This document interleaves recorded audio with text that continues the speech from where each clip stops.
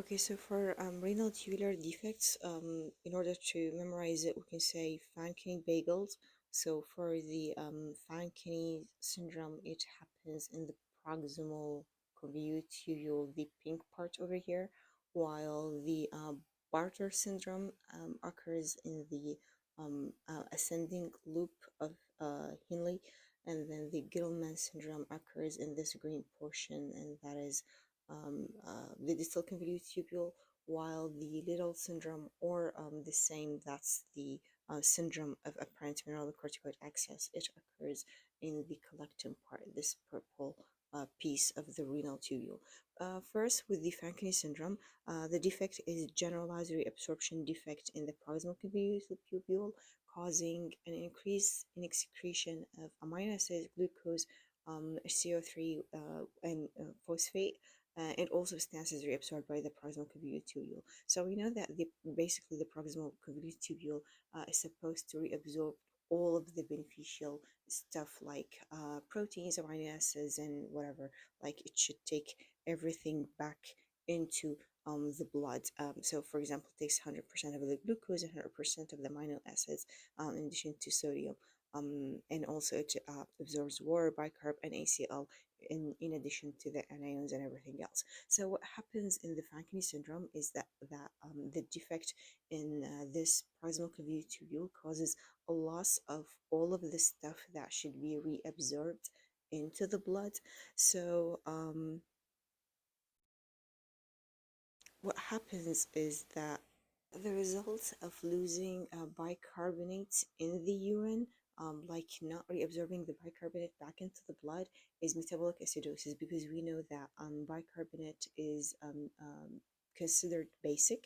So if we are losing basic into the urine, that means we are increasing the acidity within the blood. That means the metabolic acidosis. So we are losing one element that should have caused the increase in basic status, but we're losing it in the urine, so we're not reabsorbing the bicarbonate. That that's why we're having metabolic acidosis. That means a increase in the acidity of the blood. So the other name for, or not the other name, actually the other kind of syndrome that is considered the same thing over here is the proximal renal tubular acidosis. So in one of the major causes in a patient who has proximal renal tubular acidosis is having Fanconi syndrome. So also it has hypophosphatemia, and that is of course due to the loss of phosphate in the urine and not reabsorbing phosphate back into the blood, and also hypokalemia, and because of course we are losing potassium into the urine. So that means in the normal conditions we should reabsorb the potassium, but in Fanconi syndrome we are decreasing the absorption of potassium. So if we check the blood, then there is hypokalemia, and if we check the urine, there is hyper or increase in the urine potassium. This image, I guess, from Medicosa Professionalis. The causes for Fanconi syndrome are hereditary defects, or they could be ischemic, or multiple myeloma, or drugs. So for the hereditary defects like Wilson disease and tyrosinemia with or glycogen storage disease, so that's one hereditary. Second is ischemic. Third is multiple myeloma, and four is drugs like uh, ifosfamide and cisplatin and tenofovir and expired tetracyclines. And also the last cause is the lead poisoning. Okay, so all of these things can cause Fanconi syndrome. For the notes, the Fanconi syndrome causes growth retardation and rickets, osteopenia. So that is due to the loss of phosphatemia. So we know that the phosphate and also the calcium are both responsible for building or reducing the density of the bone, so they're like bone related. And in our case, we are losing phosphate into the urine, so we are having a growth retardation and then rickets and osteopenia that is of course due to the hypophosphatemia. So volume depletion also common. Volume depletion means the amount of blood, circulating blood, is reduced, and if we think about it, we are losing sodium into the urine. We are supposed to take sodium back into the blood, but what happens in Fanconi, we are losing sodium into the urine because we are not reabsorbing enough sodium. And we know that wherever sodium goes, then H2O, the water, will follow. So if we are losing sodium into the urine, that means the water is going to be excreted into the urine as well, because it follows the sodium. Wherever the sodium goes, then after it goes the H2O. So that's why, because we are having reduction in sodium reabsorption, that will lead, of course, reduction in H2O reabsorption, and the reduced H2O means volume depletion and the decrease in amount of circulating blood. The second syndrome that we're having is the Bartter syndrome. It's a reabsorption defect in the thick ascending loop of Henle, and it affects sodium potassium to chloride co-transporter. And if you take a look over here, this is what we're talking about. Okay. So a problem affecting this co-transporter leads to metabolic alkalosis. And if we think about it, as Crazy Medicine says here, we have the thick ascending loop of Henle, and it has this channel that's supposed to take back potassium, chloride, and also, well, actually, this is the one we're talking about first, in addition to the separated channels over here. Use this one. Okay. So we are having a defect in Bartter syndrome in the sodium potassium 2 chloride, which means we are losing those in urine instead of taking them back into the blood. And over here as well, we are losing more potassium and losing more chloride because these channels, they just don't work anymore. So in addition, for an additional place where we have these channels is in the inner ear hair cells. So if they are defective in the inner ear hair cells, we could have a sensorineural hearing loss. So what's happening is that we said first we could have a metabolic alkalosis, and the reason for that is we are losing sodium into the urine. So we are not reabsorbing sodium, which means we are not reabsorbing water. We are not reabsorbing H2O, because we said wherever the sodium goes, then the H2O should follow. So if we are losing sodium into the urine, that means we are losing H2O or water, the same thing, into the urine, which means we are going to have low water and sodium absorption because we're losing those into the urine, which means, of course, we are going to have low volume or low blood pressure, because now the circulating blood, it has a reduced volume. It doesn't have water anymore. So because we have low volume or low blood pressure, that would lead to the activation of the renin, angiotensin, aldosterone system. And we know that this part, the aldosterone part of this system, is actually going to work on the collecting tubule over here. So there you go. This is a collecting tubule. The aldosterone comes over here, and it ultimately affects a channel called ENaC. That is the epithelial sodium channel, and it is responsible for taking in more sodium.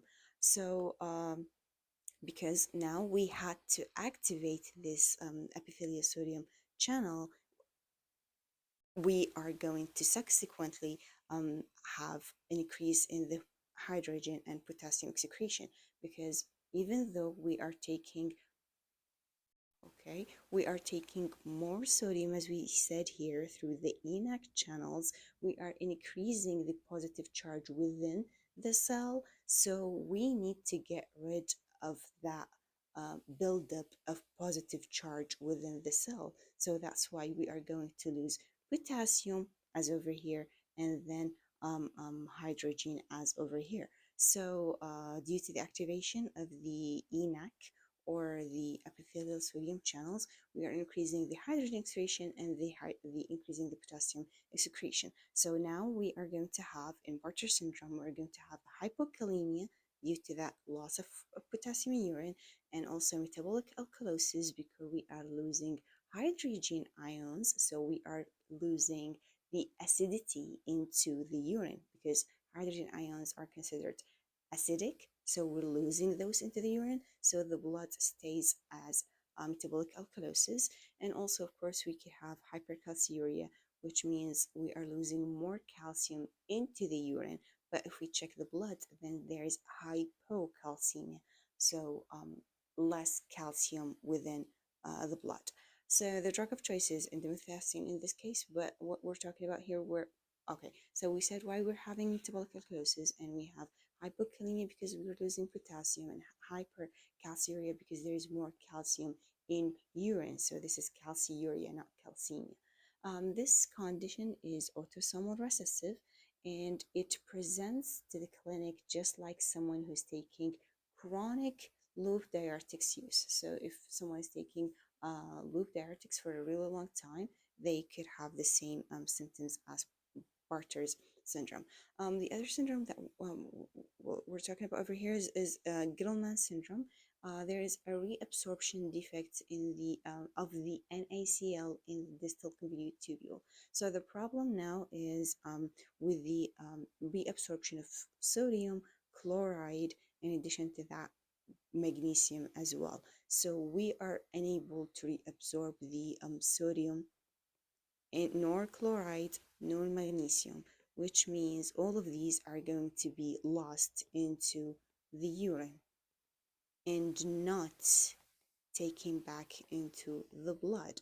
So of course, because we're losing sodium into the urine, then we are losing H2O as well. We know that that H2O follows sodium, okay? And sodium is going into the urine. That means hydrogen is going into the urine as well, which means we are going to have polyuria, more excretion of urine, which means we are going to develop low volume or low blood pressure because we're losing so much fluid, we're losing so much urine.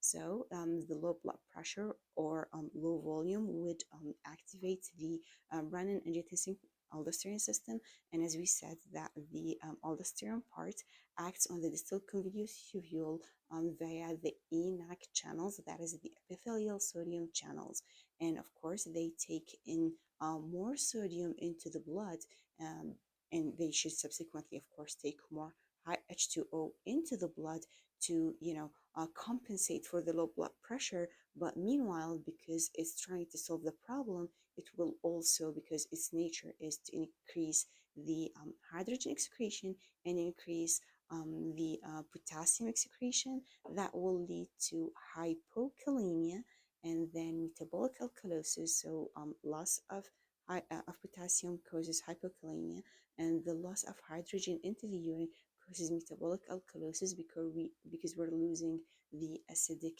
parts into the urine. That means we are increasing the basic nature of the blood, and that is the metabolic alkalosis. And also hypomagnesemia, of course, because we are losing magnesium over here into the urine. And if we check the urine, if we can check the blood, we can see there is hypocalcemia, so there is less calcium in the blood. But if we check the urine, then it's normal level. Treatment here is supportive, but anyway, the effects that we're talked about is metabolic alkalosis. We said that we're losing hydrogen ions because of the extra activation of ENaC channels. Also hypomagnesemia, we are losing magnesium. Hypokalemia, we're losing potassium. And hypocalciuria, which means the amount of calcium within the urine is reduced. So this is also an autosomal recessive condition and presents similarly to someone who has who's been taking thiazide diuretics for a real long time. So chronic thiazide diuretics use. But anyway, the Gitelman syndrome is less severe than the Bartter syndrome. So it's less severe than the Bartter. So the Bartter syndrome is worse. That's another way to say it. So for the Liddle syndrome over here, there is a mutation on the genetic level, and that mutation is gain of function. So there is something that is being uh, more activated, something that is working harder than it should. So gain of function of mutation that it would decrease the sodium channel degradation. So under normal conditions, if there is a normal person who doesn't have Liddle syndrome, the sodium channels should, I mean, work for a while and then be degraded, and that's completely normal. But what is happening over here, that we are not fully degrading these sodium channels. So the sodium channels that should reabsorb sodium into the blood are staying there for a really long time. They're not being degraded. And because of that, there is an increase in sodium reabsorption in the collecting tubules. So what is happening here is that this sodium is getting, this channel actually is staying for a longer time. It's not being broken down. It's not being degraded. So there is more sodium reabsorption into the blood, and of course, H2O follows the sodium wherever it goes. So there is more sodium, more H2O or water going into the blood. And in exchange for that, we are losing more potassium and hydrogen ions into the urine. Okay, so it makes sense because we are increasing the amount of sodium being reabsorbed and the amount of water being reabsorbed. So that would lead to high pressure. Okay, that would lead to high blood pressure because we're having more blood now, because we're having more water now. So that will lead to negative feedback on the renin angiotensin aldosterone system, because we are not needing the this system anymore. We don't need the renin to work. We don't have a low blood pressure. Actually, the contrary, we are having a high blood pressure now. So as a result, because it's renin angiotensin aldosterone system, then there, and it's not working, we don't need it, then there's decreased aldosterone level. So a decrease in the aldosterone level. And we said that in exchange for the increase in absorption in sodium and H2O, then we are losing into the urine more potassium and hydrogen. So that leads us to metabolic alkalosis, because we are losing acids into the urine. So we are increasing the basic nature of the blood. And also there's hypokalemia, because we're losing potassium into the urine. And also overall end result of the whole thing is a low renin, because there is no RAS system, hypertensive, because we are absorbing too much sodium and water, and that's it. This is why it's called low renin hypertensive state. So these are the effects, as we said: metabolic alkalosis, hypokalemia, hypertension, and a reduced aldosterone. So this condition is autosomal but dominant, not recessive. It presents similarly to hyperaldosteronism, but aldosterone is nearly undetectable. The treatment is amyloid amylorite. Okay, so it makes sense, because if we are having hyperaldosteronism, if a patient has hyperaldosteronism, means a lot of aldosterone in the system, which means a lot of aldosterone is inhibiting the renin angiotensin aldosterone system. So yeah, that's the connection.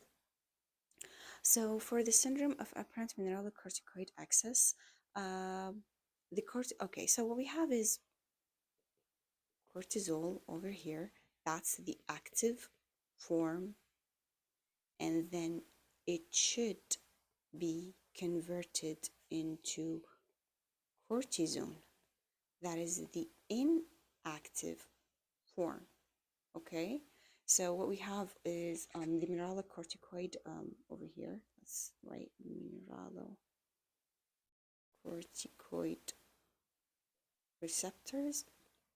Okay, so under normal conditions, we have an enzyme that is called 11 beta HSD, that is 11 beta hydroxysteroid dehydrogenase. So this enzyme is responsible uh, of converting cortisol into cortisone. So cortisol normally works on mineralocorticoid receptors, but if it's converted into cortisone, then it's inactive, so it does not work on mineralocorticoid receptors. And the problem over here that we're having is we have a defect in the cortisol activates mineralocorticoid receptors.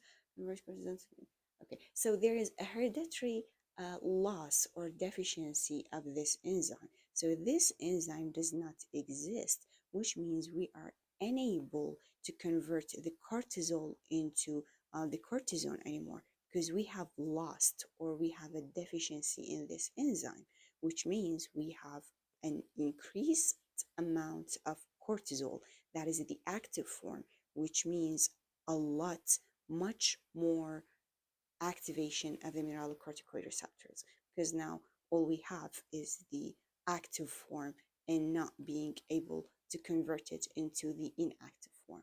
So that's why there is an increase in cortisol. There is an increase in mineralocorticoid receptor activity. So this receptor is now working more than it should because it's being activated more than it should. So the case over here is that we're going to have metabolic alkalosis, hypokalemia, hypertension, and reduced serum aldosterone levels. So in order to memorize it is just that the cortisol tries to be the same as aldosterone, okay? It's an autosomal recessive, can acquire disorder from glycerinatic glycerinic acid. Its presence in licorice. The licorice as well blocks the activity of the 11 beta hydroxysteroid dehydrogenase. The treatment is potassium sparing diuretics, because we said that we're going to have hypokalemia, so we need to keep the potassium in the blood. That's why we use diuretics that will spare us the potassium and keep it for the blood. These diuretics will decrease the mineralocorticoid effects, or that's the one option, that is the potassium sparing diuretics, or we can use the corticosteroids. So if we're using an exogenous corticosteroid, that would give a negative feedback to the internal or endogenous cortisol production. So the main thing, the cortisol is not going to be produced as much because the body thinks it has a lot of cortisol, since we are giving the patient an exogenous cortisol. So the body starts to reduce the amount of endogenous cortisol that is being produced. And of course, that will lead to decreased mineralocorticoid receptor activation, because now we're having less cortisol to less actual cortisol to activate the mineralocorticoid receptor. And that should be it.